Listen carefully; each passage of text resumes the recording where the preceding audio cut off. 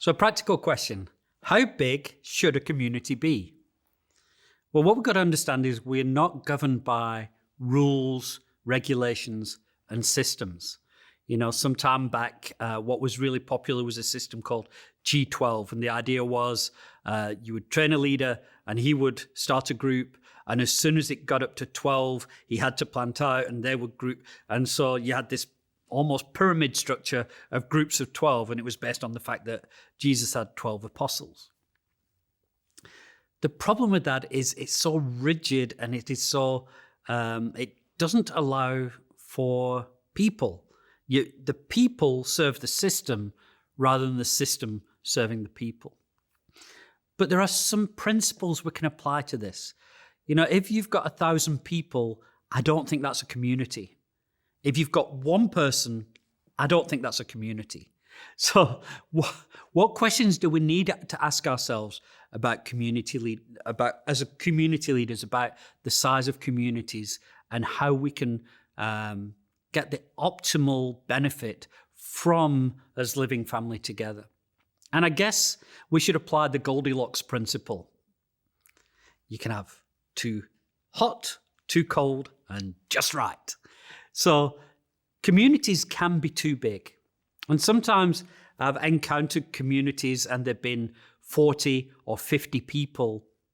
And the community leader says, but I have the capacity to lead this many people.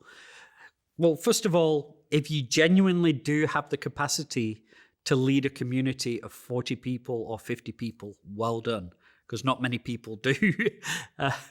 But often people who say, I have the capacity, are actually deceiving themselves. They're lying to themselves. And actually, sometimes at the root of that, and I'm not saying always, but sometimes at the root of that is pride and insecurity that I get my worth out of the number of people that I'm looking after, and I don't want to let people go. And we have to be willing to let people go because they're not our people, they're the Lord's people. And we need to be continually sowing out. So these are the questions I would ask as a community leader if my community is extremely large. One is, I may have the capacity to lead them in a meeting, but do I have a capacity to meet with each of those people regularly for coffee, have a meal with them, know what's going on in their lives, be able to pray for them regularly, really be able to help them and walk with them on a regular basis? If you think having the capacity to lead 50 people is about how well you can administrate a meeting, then you've missed the point of community. And if people aren't regularly having meals with leaders, if they're not regularly having coffees, if they're not regularly being interacted with and loved and being discipled, then community isn't really happening. The other thing is this, even if you had the time, the capability and the capacity to meet with 50 people for coffee on a regular basis, another question to ask yourself is, how willing are people to be open and vulnerable and share in a group of 50? It is very, very intimidating for a lot of people to speak in a group. And most leaders are outspoken people and don't understand the battle that some people have, not even to share personal things, but just to share any observation in a group. And the likelihood of many people really opening up their lives in a group of 50 is minimal. 50 doesn't feel safe. 50 doesn't feel like family. 50 feels like a meeting. And so you've got to ask yourself, in this community I'm leading, what best serves the needs of the people? And I dare suggest this, and it's only a suggestion.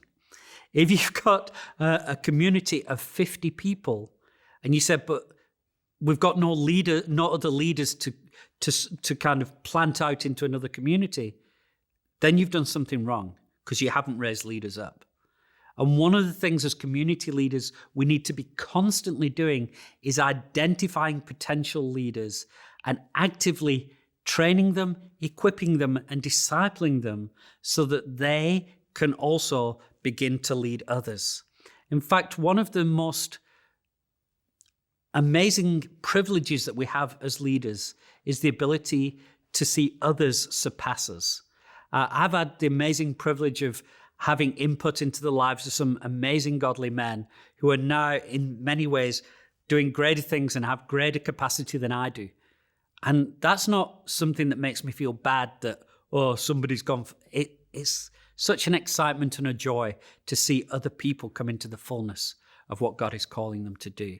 So if you're leading a large community, those are some of the questions that you need to ask yourself, and be willing to work with the eldership team to say, how can we plant out? How can we plan and strategize to plant part of this group out into another community? Because the other thing that happens, if you've got a community of 40 or 50, I can guarantee the sense of urgency for evangelism and reaching out is vastly reduced. On the other side, maybe you've got a community of 3 and it just isn't growing. Now, for a period of time, that might be what God wants. Maybe God's working on you. Maybe God's processing some things. But over the long term, if you're not growing, it's usually a sign of ill health. Every living thing grows.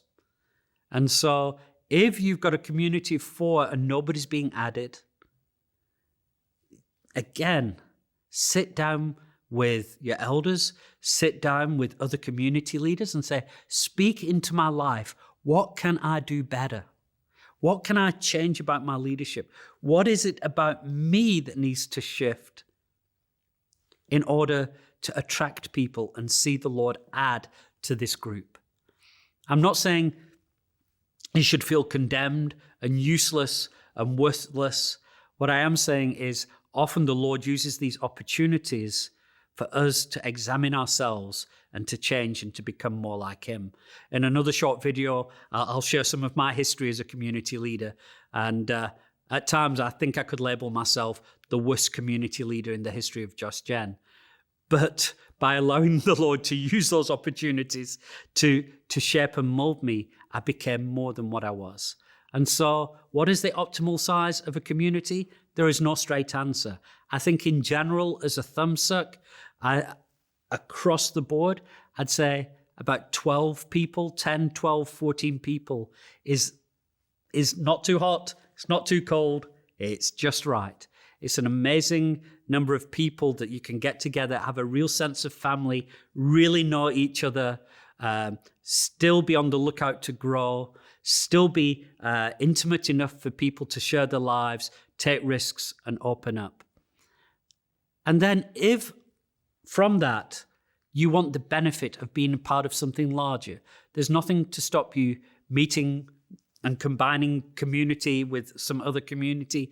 There's nothing to stop you. In fact, what we would strongly encourage is as communities, you go on outreaches, not just outreaches to other nations or to other regions, but to other congregations and even to other communities to go and love and serve other people. So have those questions in mind and work together with your eldership team to say, what is it about my community that is healthy, that is unhealthy? Is it too small? Is it too big? And how can we bring it more into balance to really be the optimal place for people to be effectively discipled?